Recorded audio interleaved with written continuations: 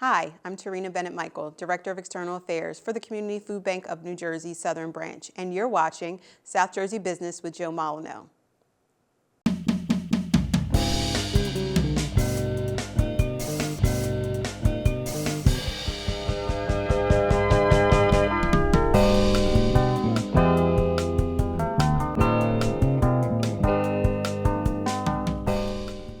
Welcome to South Jersey Business with Joe Molineaux. Thank you for joining us as we share information, tips, and techniques that can make our business community and your business more successful.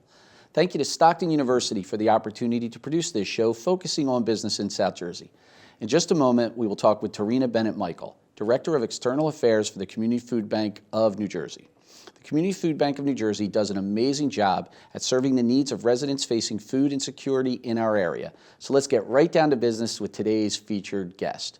Tarina, thank you for joining us today. Thanks, Joe.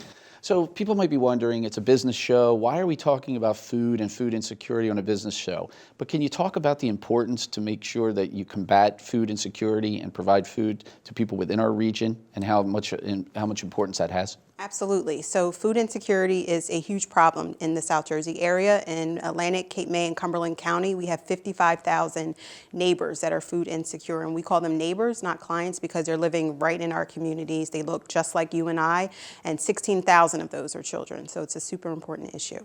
Wow, Yeah. That is a big number, and I'm sure it grows with the economy. I'm sure it grows every day. Absolutely. Wow. I guess we could backtrack just a little bit. How did you determine and what brought you to the food bank of Southern New Jersey as part of your career? How did that happen? So for me, it's always been mission alignment and really focusing on, what the mission is. So whether that was serving vulnerable populations when I worked at Family Service Association here in Atlantic County, or whether it was at Stockton University when I was here, or Atlantic Cape, it's always been about the end result, which is, those who we are actually serving. So it was just for the natural inclination for me, for the food bank, just to serve those. And I think it's always a level of give back for me. So I have to be mission aligned. It's just really important in my career. Yeah, I think that it shows. I mean, I've known you for a number of years. I think we figured out I've known you for like 10, 15 years, something like that. I mean, it's a long time. Yourself. Well, but I can't age you because you don't age. It's interesting when you talk about, the needs of the community and how that number grows. Do you think that case that you can make regularly really is what attracts people to supporting the organization? Because it's so, I hate to use it, in your face. The fact that people are our neighbors and they're struggling with food insecurity, does that make that mission alignment for you so much easier because you see the good work and the result of the good work every day? It does. So, we create impact. Every day what we do, you don't have to look for it, you see it. We have that statistic that I just gave you. The neighbors are there. If you ever drive past the food bank, you can see the neighbors directly, and you see just how hard this area has been hit by food insecurity. And a lot of people think that it's just, someone has done something bad to get there, and that's just not the case. That's just a huge misnomer. A lot of times they're just, underemployed, or they just cannot make ends meet, seeing that New Jersey has a very high cost of living. So that's a lot what we're seeing. What's interesting, and this I guess begs another question, maybe for people that don't know. You talked about impact, and you definitely measure, because I've seen those numbers, and we just heard some of those numbers, of the number of people that are using the food bank. But there's a level of discretion there that makes sure that no one knows exactly who's using it, because there is a stigma, unfortunately, to it. But how are you able to maintain that? I mean, it's something that's paramount. Number one, every volunteer knows it, every worker knows it. But what's the level of that? We're really, big at the food bank about providing our neighbors a level of dignity. We don't want to shame them. We don't want them to create, a stigma. I think, something that's really big that we implemented just this past December of last year, at the end of December, was really pivoting to a client choice. So what does that mean? Or neighbor-centric shopping. So, prior to, when COVID was happening, and prior to, we were just creating these, carts for our neighbors and just assuming that this is what they needed. It really Based takes on some food guidelines, exactly, right? Exactly. Versus personal choice. Right. So it really takes the neighbor is able to decide this is what works for my family. So whether they have cultural considerations or there's dietary preferences or they prefer halal or whatever that looks like, they're able to shop for themselves and have that level of autonomy, just like you and I, if we were to go into the grocery store. Wow. I have one more question for the segment, and then we're going to move on. But how do you stay, I mean, you're quoting a lot of information, but you're also talking about processes, and how do you stay abreast of all the latest trending and things that you need to do to make sure you're serving the population, you know, to the best of everybody's ability? How do you stay on top of everything? I try to network, you know, as much as possible with our fellow food banks. CFB&J is the largest food bank in the state of New Jersey. We serve 15 of the 21 counties. However, you know, our friends at Food Bank of South Jersey and all of our other sister food banks within the state, you know, we try to stay, you know, relevant to each other and what their needs are as well as what our needs are. And, you know, we're a member of Feeding America, so we get a lot of guidance from them, you know, webinars. So there's always constant information that's out there, and we tap it. I tap it as much as possible. Tarina, thank you again for being part of the show. My pleasure. Let's check out how we can connect with South Jersey business through social media, and then we'll be right back with more business talk featuring Tarina Bennett-Michael, Director of External Affairs for the Community Food Bank of New Jersey, on South Jersey Business with Joe Molineaux.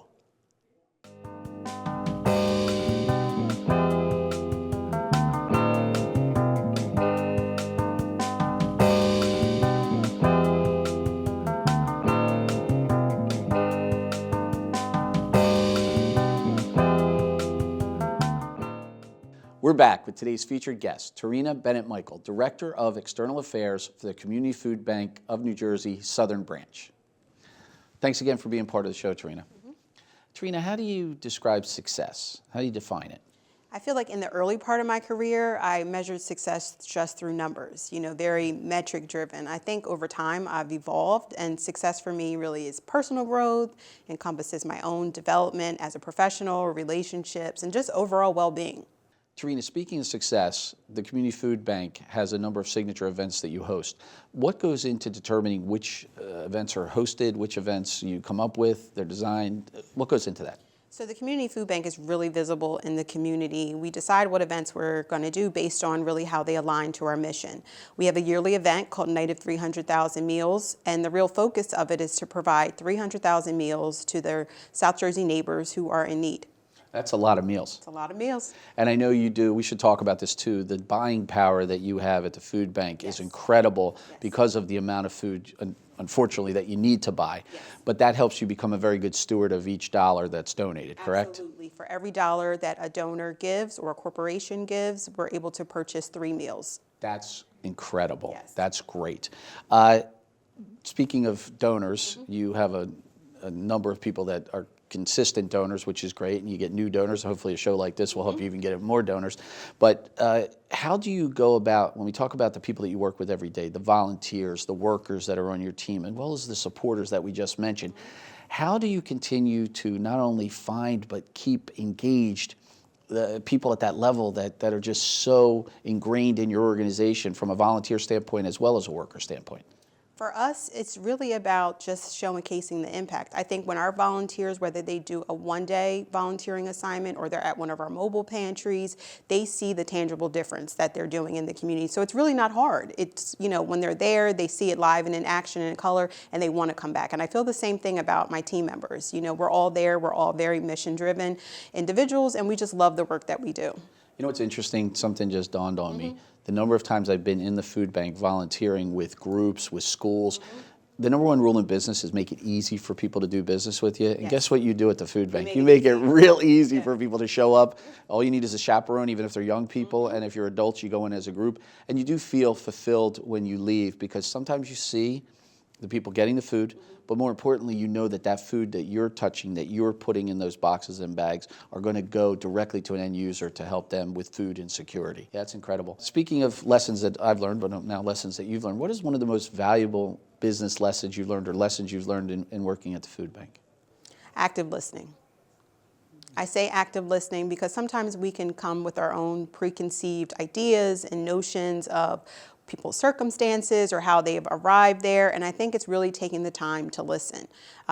You know, putting judgments aside, putting our own personal biases or just our own experiences aside, and really taking the time to really listen to those. So whether it's a neighbor, whether it's one of my colleagues, whether it's a volunteer and they have concerns, I always say there's no dumb answer, no dumb question. You know, they're there, and so I trust, you know, what their perspectives are, and I value that. So I'm really big on multi-level thinking and diversity of thought. So I always say there's no one right way, and I welcome the feedback from other people.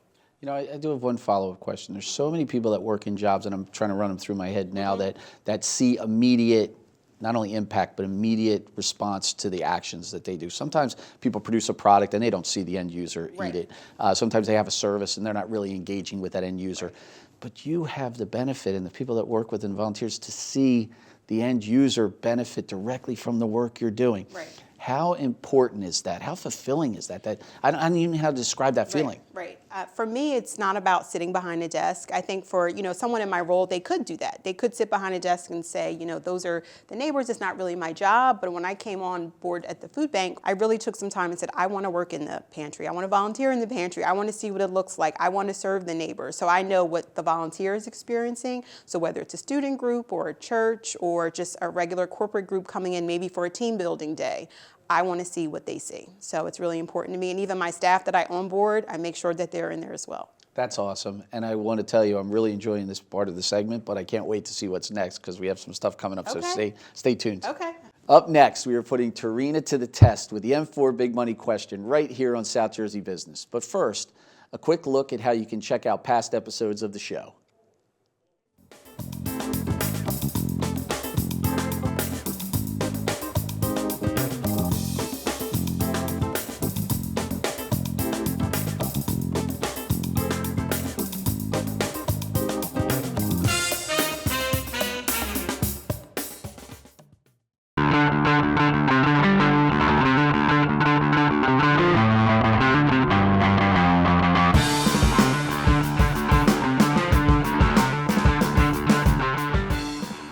As you are aware, management, marketing, money, and media are the essential parts of any business. And when you are the Director of External Affairs for the Community Food Bank of New Jersey Southern Branch, you need to know how to mix up all four M's. So it's time for the M4 Big Money question with today's featured guest, Tarina Bennett-Michael, Director of External Affairs for the Community Food Bank of New Jersey Southern Branch. Tarina, are you ready? I'm ready. All right, let's break it down. Let's start with management. Talk to us about your management style. How do you manage? My management style is really based on coaching. I try to really emphasize individual growth for my team member. Like, I want them to develop themselves to be the best selves possible. So it's all about putting their personal goals on the forefront and helping them achieve them. That's great. So let's go to the second M, marketing. More traditional forms. How does the food bank, and specifically what you do with external affairs, how do you utilize traditional forms of marketing, and what forms do you use? We're very big on branding. So business cards, we have banner bugs, we have step and repeats.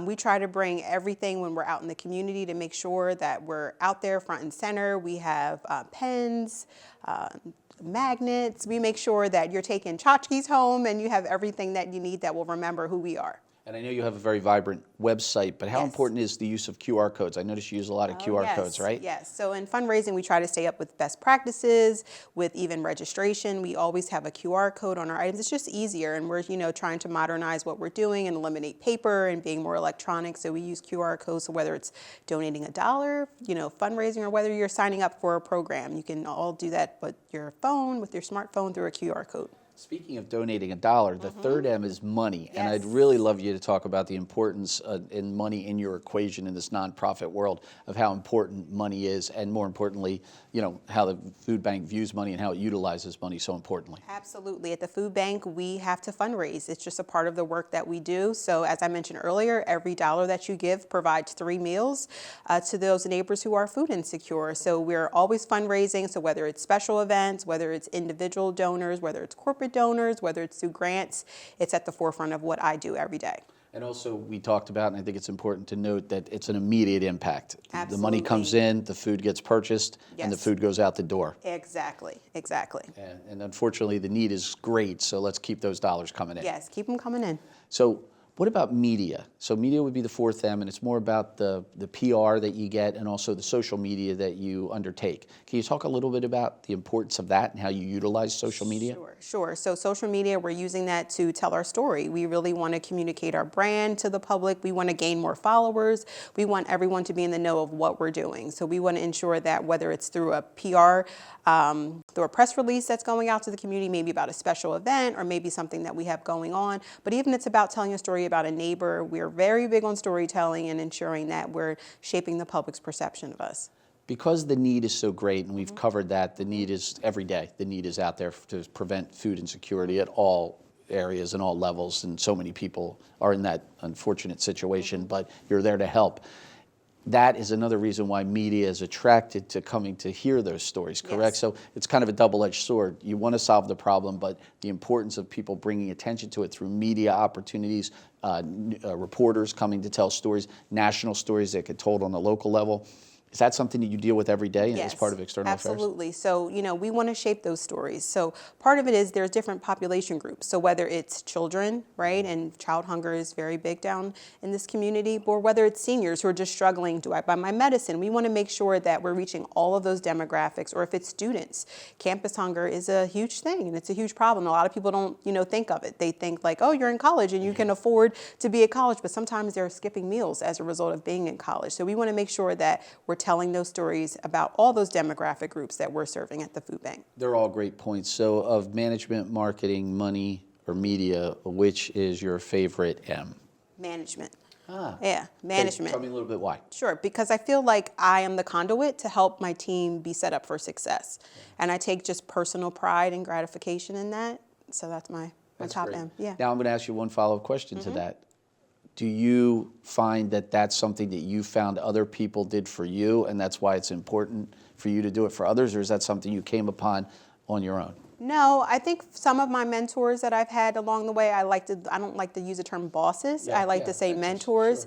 Sure. A true mentor could be Yeah. your boss, or a good boss could be your And mentor. I feel like they saw the potential even when I didn't see it, and tried to pull it out of me. I think, maybe early on in your career, the person that you're working with might see little glimmers of, where you could be, and they help you to shape who you are. And I think that that's really important. It's not about micromanaging. It's really allowing the person to do what they do best. So I always say, if I hire someone, I let them do their job, right? And if I see things, I'm going to try to pull it out of you to help you be shaped up for success. That might be one of the best answers to that follow-up question that I've ever received. So thank you for sharing the answers to the M4 Big Money Absolutely. question today. Absolutely. There you have it. Tarina Bennett-Michael and the Community Food Bank of New Jersey's well-balanced mix of management, marketing, money, and media. We have some more business content coming up, including another segment with today's featured guest. So stick around for more South Jersey Business with Joe Molineaux.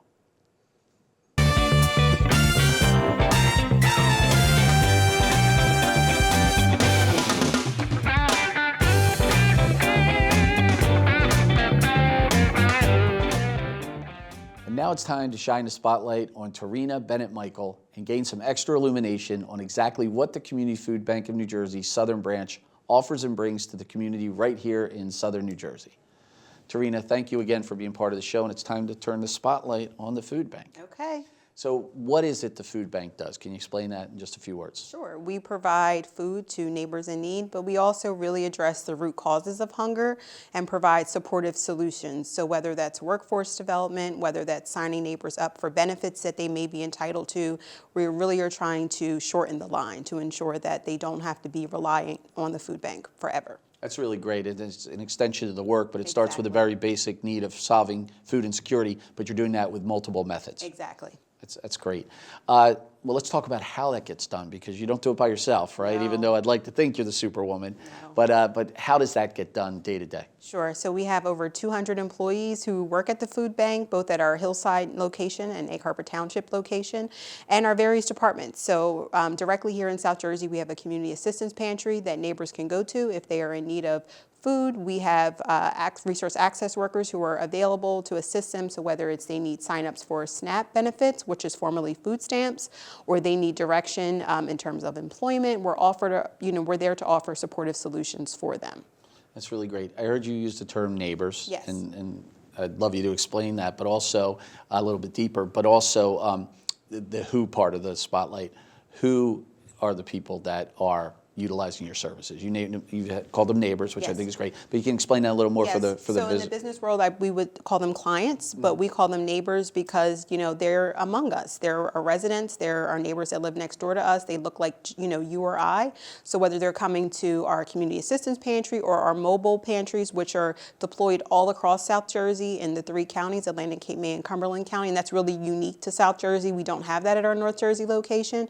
So the mobile pantry goes where there is a lack lack of access to a grocery store or a lack of transportation. Just imagine a large Coca-Cola truck that is outfitted with everything that our food bank offers, but on wheels. So we set up right in the parking lot, ensure that our neighbors are able to access the food that they need. I've heard the term food desert being Yes. used a lot, and I Yes. guess that mobile opportunity that you're providing for people actually helps combat the Yes. food desert, correct? Correct, correct. So we will set up in a shopping mall and a shopping plaza, and the mobile pantry is there and ready and able to assist the neighbors in need. And we have all this information on our website too that keeps a schedule of where that mobile pantry is located. That is great.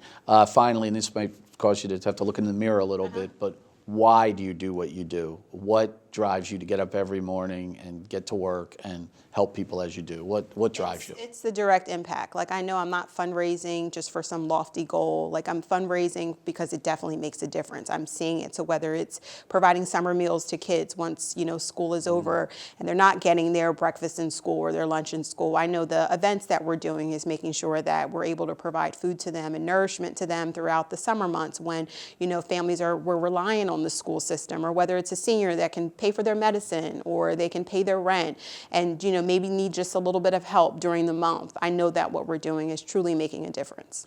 You know what's interesting? I see it in your face. You're smiling right now as you talk about the work you do, but that really goes through the entire organization. I've been lucky enough to be at events. As I mentioned earlier, we volunteered there as a family, and groups that we worked with have volunteered there. We get our chance to raise some money and help the food bank. But the smiles on the faces of the people, I think it just is part of the culture there. Yes. Now, I know how you maintain it because you have a great organization, but it has to be, again, go back to that feeling of doing a hard day's work for a really good cause. Absolutely. Am I correct in saying that? You're absolutely correct in saying that. It's hard work that we do, but it's so rewarding and enriching, just personally and professionally. Yeah. I want to thank you for allowing us to turn the spotlight on the food bank today. You're welcome. Thank you. That was today's Spotlight, providing a clear view of what the Community Food Bank of New Jersey's Southern Branch is all about. We'll be right back.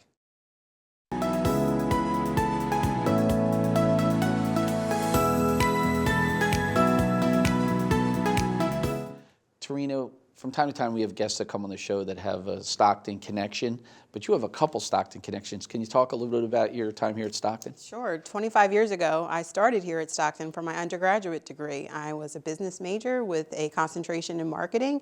Stockton taught me all of those important business principles and economics and budgeting and all that good stuff to kind of bring me to where I am today. It's definitely working for Yes. you. And you and I not only have that in common, that I'm a proud grad of Stockton as well, but we have another thing in common. You want to talk a little about your time that you were able to work here at Stockton? Yes, so Stockton was my second job that I had outside of getting my bachelor's degree. I worked for a smaller nonprofit and then saw the advertisement when Carnegie was opening up in Atlantic City, and I was one of the first employees along with a group of others that really opened that building. So it was a wonderful experience. You know what was nice about that building too, and we could talk a little bit about this, it was sort of like that first foray, the return of Stockton to Atlantic City, because they Yes. started in Atlantic City Absolutely. back in the early parts of Yes. Stockton at the Mayflower Hotel, right? But then they came back in a big way with Carnegie. You were part of that team. I was lucky enough to be part of that team. We had a great leadership over there. Yes. One of the director of the building was Alex Molineaux. Yes. But we had a really good time there, but also we got a lot of work done. And I remember specifically, you were so engaged in the community because we were on the street. I mean, people could walk in. They didn't have to drive and park. They could get off a bus or walk down the street and be part of the Stockton community. Did you find that valuable as a learning experience? I did, and I feel like that's even part of like where my community affairs and external affairs really begun at Carnegie. You know, my job and my role there was really scheduling the courses and making sure the professors had everything that they needed, but also scheduling those community groups that needed, space to utilize. So it was definitely a great part of my start, and one of the reasons why I kind of continued it in Spain in terms of community relations. Yeah, you talked about mission-centric and the things that you did. It was very mission-centric there because you became the go-to person working with Alex and the group, that if someone needed a space, it didn't matter what it was, if it was city-related or Atlantic City-related or regional. We had people coming from the highest levels of government to be part of events there, as well as neighborhood groups working in that building. Even some of those relationships that I started there, I still have relationships with those people today. That's great. That's great. So let me ask you this. I guess it's an important question, but how important has both the education piece and the work-related experience you got from Stockton been to benefiting your career and you as an individual? It's crucial because I always say there's never a closed door if you leave the right way. So I feel like even when I left, Stockton as an employee or even as a student, I've maintained a lot of those relationships here in South Jersey. And, you have to cross one bridge to get to another. So I think it's important to stay in touch with, those individuals, to keep, a firm network and kind of stay out there in the community. So it's been very beneficial to my, I can call upon a favor and, with open arms, people, they'll take your call. Exactly. Yeah. You know what's interesting about this? And I'm sitting here thinking we did not have classes together. We were not students here at the same time. But because of our Stockton connection, working together, you and I became friends. We were connected and we'll be friends forever. Yeah, forever. It's great. Yep. Thank you very much for sharing the Stockton Community Connection. Absolutely. So there you have it. Tarina Bennett-Michael, Director of External Affairs for the Community Food Bank Southern Branch, and her Stockton Connection.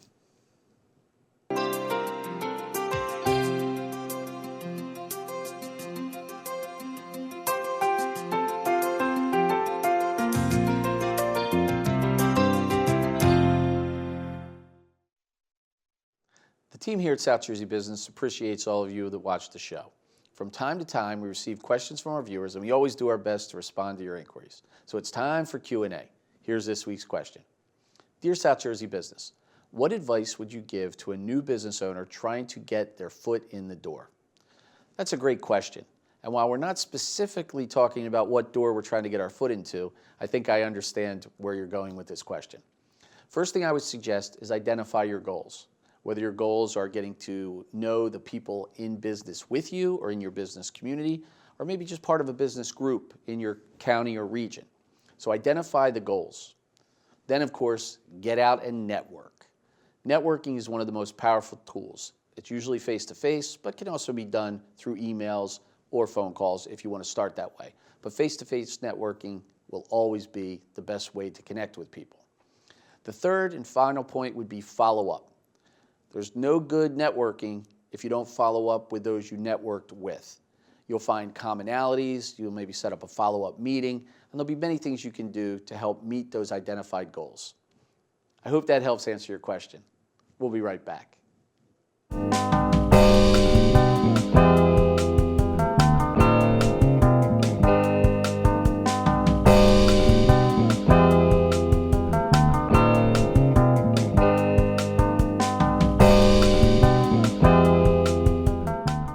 Well, that's the show. We had a solid business discussion with Tarina Bennett-Michael, Director of External Affairs for the Community Food Bank of New Jersey Southern Branch. Once again, thank you to Stockton University and everyone that makes this program possible. Let's do it again next time. And until then, let's get growing, South Jersey. Thanks for watching.